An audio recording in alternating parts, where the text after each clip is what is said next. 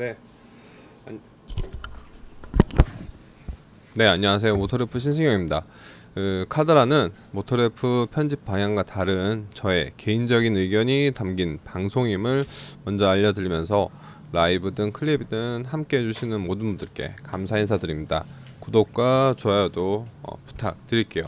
오늘은 이제 마키마크님 그리고 주성우님이 함께 댓글을 달아주셨습니다.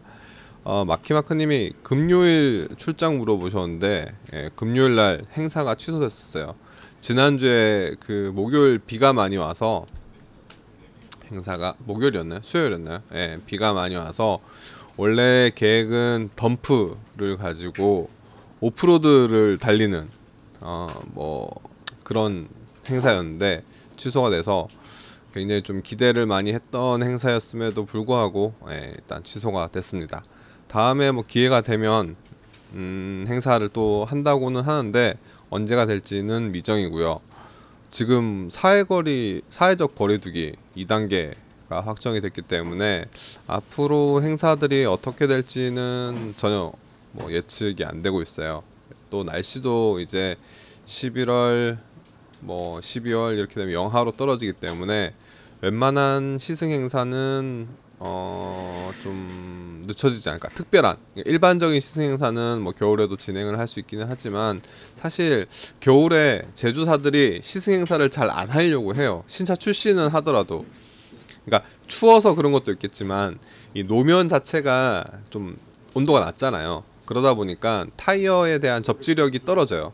타이어 접지력이 떨어지면 뭐 시승을 하던 뭐 평가를 하더라도 좀 추운 겨울에 시승 행사를 하면 전반적으로 성능이 좀 떨어지게 느껴질 수 있기 때문에 제조사들도 뭐 브랜드들도 이를 알고 있어서 겨울철에는 크게 시승 행사, 뭐 출시 행사는 하더라도 시승 행사는 대규모로 하진 않고 개별적으로 이제 차량을 빌려주는 정도.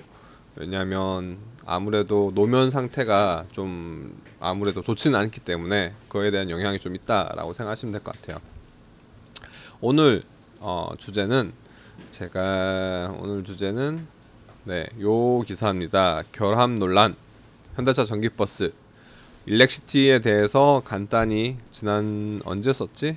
19일자 기사입니다. 19일자로 썼던 기사인데 이제 간단히 좀 보고 보려고 합니다. 일단 현대차 일렉시티가 이제 모터 시스템을 교체하는 것을 좀 검토하고 있어요. 이제 2018년도에 출시된 도심형 전기 버스인데 이제 개발 자체는 2010년부터 시작을 해서 국산 부품 비율을 굉장히 많이 높여가지고 화제를 모았습니다. 출시 당시에 256kWh 배용량 배터리와 함께 240kW급 전기 모터가 탑재돼서 300km에 달한다고 하는데 제가 운영하시는 버스 회사나 기사분들한테 물어보면 이 정도는 아니라고 해요. 이 정도는 아니라고 하고 특히나 겨울철 같은 경우에는 주행거리가 많이 떨어진다라고 합니다. 어쨌든 뭐 환경적인 측면에서 이런 걸 하는데 이 버스 회사나 전기 버스를 운전하시는 기사님들로부터 모터에 대한 결함이 좀 몇 차례 지적이 됐어요. 이 현대차 그룹 계열사 현대 트랜시스에서 제작한 모터인데 현대 트랜시스에 대해서 뭐 간단히 말씀을 드리면 이제 다이모스 그리고 파워텍이 통합을 해서 생겨난 새로운 종합 부품 회사가 현대 트랜시스입니다. 과거에 뭐 변속기부터 시작해서 다양한 부품을 생산하던 다이모스와 파워텍이 합병을 해서 만드는 법인이고요. 법인에서 만들던 X1체형 휠모터 시스템인데 이게 엑셀의 일체형이 됐다라고 말씀을 어떻게 드려야 되냐면 이게 엑셀이잖아요. 차축 양쪽에 착축이 있고 양쪽에 이제 휠 이제 커버 안에 모터와 뭐 감속기, 변속기, 그 다음에 뭐 회생제동 이런 기능들이 이제 엑셀 하나 안에 이게 다 있다라고 생각하시면 돼요. 이 엑셀에 이게 있는 상황이고 이거를 이제 트랜시스에서 납품을 해서 현대차 일렉시티에 공급이 되고 있었습니다. 이게 뭐 전기 모터랑 엑셀이 하나로 결합되어 있기 때문에 공간적인 촬영도가 굉장히 높고, 모터가 양쪽에 있잖아요. 바퀴랑 바로 직결되어 있기 때문에 동력 전달 과정에서 발생하는 전력 손실을 최소화할 수 있는 이런 것들입니다. 많은 분들이 이게 인휠 시스템이냐라고 물어보셨는데, 인휠 시스템 같은 경우에는 뭐 모비스에서도 이 인휠 시스템이 있긴 해요. 인휠 모터 시스템이라고 하는데, 휠 안쪽에 브레이크, 회생 제동 시스템, 그리고 전기 모터, 이 휠 안에 다 있는 거예요. 그러니까 대표적으로 뭐 이렇게 보시면 될 것 같은데, 휠 안쪽에 이제 브레이크 시스템을 통한 회생 제동 시스템과 전기 모터가 있기 때문에 지금 현대차 일렉시티에 들어가는 이 장치, 엑셀 일체형 휠 모터 시스템이랑은 좀 다르다고 보시면 될 것 같아요. 그냥 휠 모터라고 하지 인휠 모터라고 인이 붙진 않아요. 현대차에서도 휠 모터 시스템이라고 하고, 정확한 명칭은 이제 엑셀 일체형 모터 시스템, 이걸 그냥 좀 편하게 휠 하우스 내에 이게 있다고 해서 이제 휠 모터라고 하긴 하는데, 정확한 명칭은 엑셀 일체형 모터 시스템입니다. 어쨌든 이 엑셀 일체형 모터 시스템이 이제 부품, 회전체와 그 부품 간의 유격으로 인해서 진동 및 소음이 굉장히 많이 발생했고, 심각한 마모 현상이 발생을 했어요. 그로 인해서 이제 쇳가루가 발생해서 전기 모터가 좀 정상적으로 작동하지 않는 경우가 발생했었다. 이로 인해서 뭐 점검을 하느라 운행이 중단되고 버스 노선 운영에 어려움을 토로했다라고 말을 하더라고요.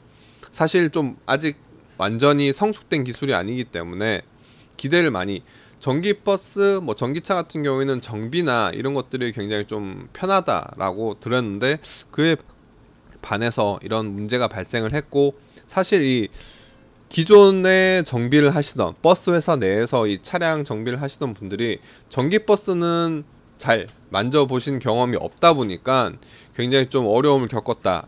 어떻게 수리를 해야 될지 모르고, 이런 것들을 부품을 어떻게 구해야 될지 모르고, 발생하는 쇳가루가 끼이는 거는 보이는데 이걸 어떻게 처리해야 될지는 모르시기 때문에 어려움을 좀 많이 겪었다고 하시더라고요. 결국에는 현대차가 일렉시티 250대를 이제 무상 수리를 결정하는데, 이 무상 수리 발표 직후에 이 휠 모터 시스템을 센트럴 모터, 중앙에 이제 모터가 하나 있는 방식으로 바꾼다. 지금 엑셀 일체형 모터 같은 경우는 엑셀에 양쪽에 모터가 두 개가 들어가잖아요. 그게 아니라 모터 중앙에 하나 있고, 모터에서 이제 축을 돌리는 센트럴 모터 방식으로 바꾼다는 소식이 전해졌는데, 현대차에서는 4월 그 당시에는 휠 모터 시스템을 유지한다라고 부인을 했어요. 그런데 이제 6개월이 지났죠. 6개월이 지난 지난달, 뭐 이번 달 정도에 분위기가 바뀌었어요. 분위기가 바뀌었던 게, 일렉시티 판매량이 기대 이하에 머물면서 좀 이런 것들, 굉장히 판매량이 부진하면서 현대차 내부에서도 야, 이거 엑셀 일체형 모터 시스템을 포기하고 휠 모터 시스템, 센트럴 모터 시스템으로 이제 돌아가야 되는 거 아니냐라고 이렇게 말들이 나오기 시작합니다. 마키마크님이 서울에서 전기 시내버스가 부쩍 많아졌다고 하는데, 우리가 봤을 때 현대차가 상용차 시장에서도 굉장히 많은 지분을 차지하고 있고, 승용은 물론 상용차 시장에서도 굉장히 많은 지분을 차지하고 있고, 일렉시티를 내놓고 나서 전기버스도 현대차가 독주하겠구나, 현대차도 스스로 그렇게 생각했고 많은 분들이 그렇게 생각했어요. 가장 큰 경쟁자는 중국에서 그런 값이 굉장히 저렴한 중국산 버스를 들여오거나, 중국의 배터리 모터를 가져와서 한국에서 조립하는 경우, 이게 가격 경쟁력에서 중국 애들이 치고 들어오는 거를 어떻게 막을까라고 고민을 했었는데, 중국의 하이거나 BYD 뿐만 아니라 국내에서 에디슨 모터스, 그리고 우진산전, 이거 국내 업체거든요. 국내 업체에서 현대차를 굉장히 추격하고 있습니다. 어떤 일부 지자체에서는 에디슨이나 우진산전이 현대차보다 더 많이 계약을 체결한 경우도 있다고 해요. 현대차 내부에서는 굉장히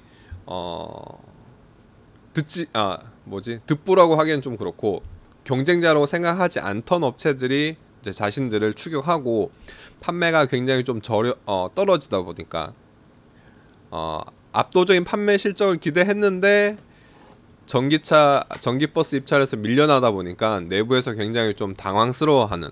근데 버스를 결정하시는 버스 회사나 기사분들이 아무래도 결함이 있고, 앞서 말씀드렸듯이 이제 전기 버스에 대한 수리 내역을 경험을 많이 못하다 보니까 한번 고장 나면 운행이 멈춰서서 이런 것들을 유휴하는 손실이 굉장히 많이 발생하다 보니, 그로 인해서 안정적인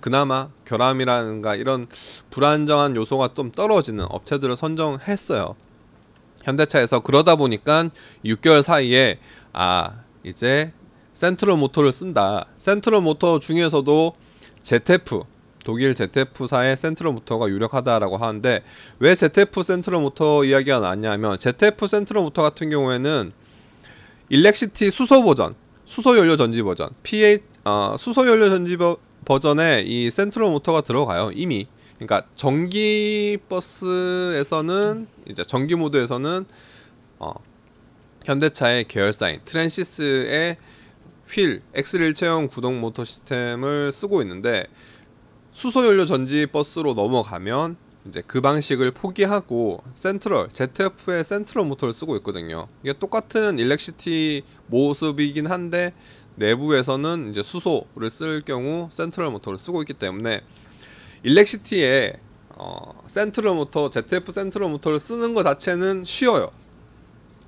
그리고 일렉시티 자체 판매량이 1년에 한 80대 정도? 50대에서 80대이기 때문에 그렇게까지 트랜시스에게도 타격이 있진 않아요. 그러니까 모터가 1년에 80대라고 해야 뭐 단가는 물론 승용차보다 훨씬 더 비싸지만 그렇게 치명적이진 않거든요. 치명적이진 않기 때문에 ZF로 바꿔도 이제 좀 내부에서 욕은 먹겠죠. 야, 돈을 2010년부터 8년을 들여서 개발을 했고, 여기에 뭐 지자체, 정부의 보조금도 좀 있을 거고, 개발 보조금 이런 것들을 들여서 개발했는데 뭐 쇳가루가 나오고 진동및 소음이 발생해서 결국에는 ZF의 제품으로 가야 된다 라는 거에 내부적인 그런 뭐 욕을 먹을 수 있겠지만, 일단 판매는 해야 되기 때문에 그런 것들이 가장 유력하다라고 하더라고요.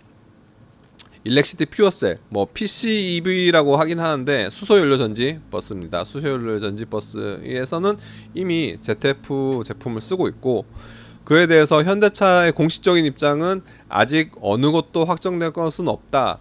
뭐 이제 전기 모터 시스템을 유지할지 교체할지는 다방면으로 검토 중이다며 좀 유보적인 입장을 취했어요. 사실 4월달 같은 경우에는 휠 모터 시스템을 유지한다, 우리가 기존의 방식을 유지한다라고 했었는데, 지금에서는 좀 뭐 검토 중이다, 다방면을 검토하고 있다라고 태도가 좀 바뀐, 현대차 내부에서도 야, 이걸 계속 가야 할지, 아니면 내년에는 이거는 좀 아닌 것 같아, 아직 좀 불안정해 라고 해서 ZF의 센트럴 모터를 이제 사서 이제 넣을지, 이거는 좀 더 봐야 될 것 같아요.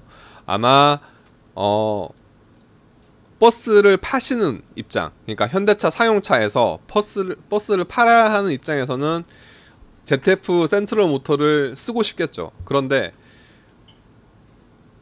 그룹 전체로 봤을 때 트랜시스에 대한 역량을 좀 키워줘야 되고, 계열사에 대한 그런 힘을 좀 실어줘야 되고, 그런 것들을 봤을 때는 이제 트랜시스를 좀 더 가져가려는 입장도 있겠죠. 그러니까 현대차 내부에서도 단순히 현대차가 이걸 한다 안 한다가 아니라, 현대차 내부에서도 어떤 소속에 어떤 일을 하느냐에 따라서 트랜시스를 가져가느냐, ZF로 교체를 하느냐, 뭐 ZF가 아니더라도 센트럴 모터로 교체를 하느냐에 대해서 의견이 분분할 것 같아요.